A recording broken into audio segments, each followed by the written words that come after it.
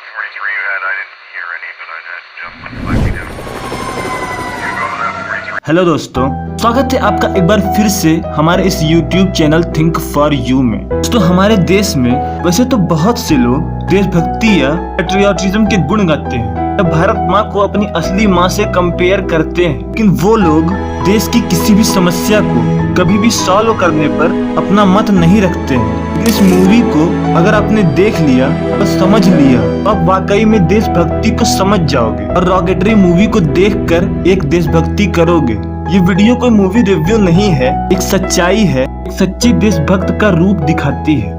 Subscribe करिए हमारे इस YouTube चैनल को, वीडियो की नोटिफिकेशन आपको दोबारा मिले, इसलिए बेल आइकन को दबाना मत भूलिएगा। दोस्तों, रॉकेटरी इस देश के सबसे बड़े रॉकेट साइंटिस्टों में से एक नंबी नारायण, इसने हमारे देश को आगे रखने के लिए ऐसे ऐसे कारनामे किए थे जिसे जानकर आप चौंक जाएंगे, इसलिए इस वीडियो को पूरा देखिएगा। दोस्तों, नंबी सर ने भारत के लिए विकास इंजन का निर्माण किया। ये एक सबसे बेहतरीन इंजनों में से एक है जिसे आज भी इसरो में यूज किया जाता है। नंबी सर की वजह से ही भारत मार्स तक फर्स्ट अटेम्प्ट में पहुंचने वाला देश बना है। तो बहुत से लोग सोच रहे होंगे कि क्या यही एक फैक्ट है इसकी वजह से हमें ये मूवी देखना चाहिए? तो बिल्कुल नहीं। तो इस मूवी में नंबी नारायण जी की स्टोरी जो ये बताती है, नंबी सर इसने भारत को आसमान की ऊंचाई तक पहुंचाने के लिए सैकड़ों प्रयास किए थे। वो इसरो से प्रिंसटन जैसी रिप्यूटेड यूनिवर्सिटी जाने वाले पहले साइंटिस्ट थे, क्योंकि उस वक्त इसरो जब शुरुआती दिनों में था तब विक्रम साराभाई के साथ साथ नंबी सर ने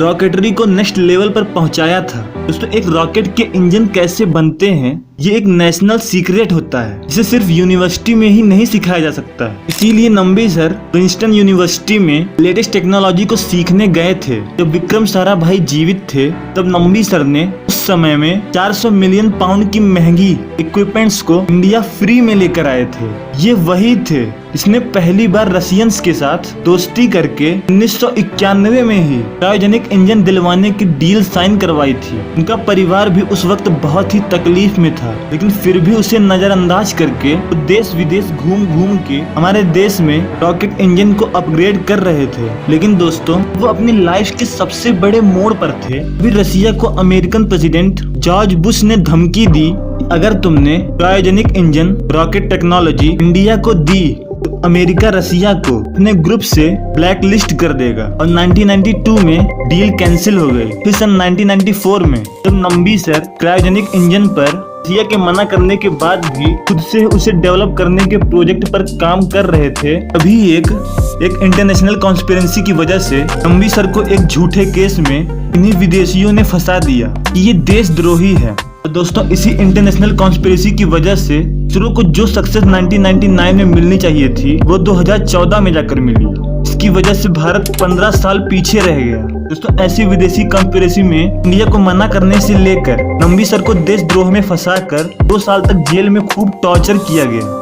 बाहर पूरी सोसाइटी उनके परिवार को मारती पीटती थी, देशद्रोही कहती थी। लेकिन जब 1996 में सीबीआई ने अपनी रिपोर्ट केरला कोर्ट के सामने रखी कि ये तो पूरा झूठा केस है, कोर्ट ने तुरंत ही सारे आरोपों को हटाया। लेकिन फिर भी ये कोई आम आरोप नहीं थे।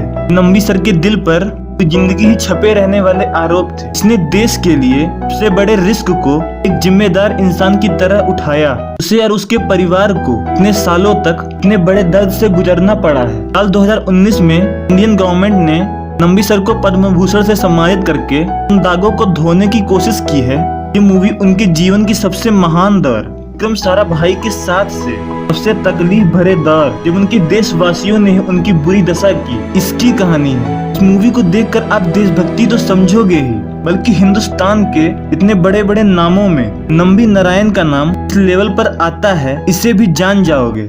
दोस्तों, आज की वीडियो में इतना ही। अगर आपने हमारी पिछली वीडियोस को नहीं देखा है तो जरूर देखिए। मैं हमेशा ही ऐसे इंटरेस्टिंग टॉपिक्स पे वीडियो बनाता रहता हूँ।